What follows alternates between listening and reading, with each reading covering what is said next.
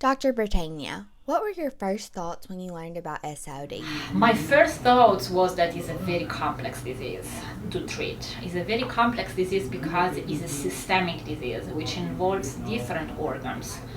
And this is also what is fascinating for me as a physician scientist, because when we do stem cell transplant, in some way we think that we are going to fix just the bone marrow and the blood cells and the immune system, and that's not completely true, because modifying the bone marrow we can really impact on many different organs. The second thought that was a big challenge, because curing a patient with SIOD is really challenging, and you need to face many potential complications, and there are so many variables that can affect the outcome of this kind of treatment. But I like challenges. I always like challenges, and I think that even if we can still have a lot of complication, we are gaining advances on how to control the disease. What factors made you weary to conduct a stem cell transplant on an SIOD patient? Probably in this case anyway, families and patients.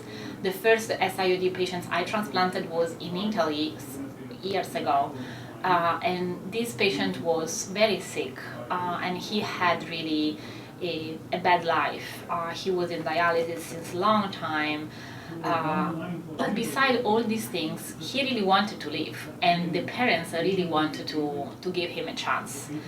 And together we decided that we could try to give him a chance. Unfortunately, this patient died a couple of months after the transplant for other complications, but the transplant himself was successful. And the volunteer of this family, the attachment to the life of this kid was the driver for me to say we need to think out of the box and think about how we can anyway do something for this kind of disease with stem cells, because otherwise there is no choice. What is the process of a stem cell transplant for an SIOD patient? Well, the process of the transplant for an SIOD patient is similar to the process for every other disease, but with many variables in the middle. I mean, there are many factors that we have to consider. When we do a stem cell transplant, we need to make space before infusing the stem cells, and making space means giving chemotherapy or the combination of chemotherapy and radiotherapy to the patient for having the bone marrow space empty and willing to accept the stem cells from the donor.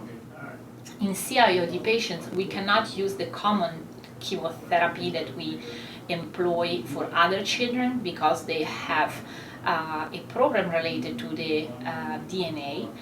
They have short telomeres, and they have what we call DNA breakage syndrome. So if we use the common chemotherapy, the risk of a life-threatening toxicity is very high, as well as the risk of secondary malignancies later on.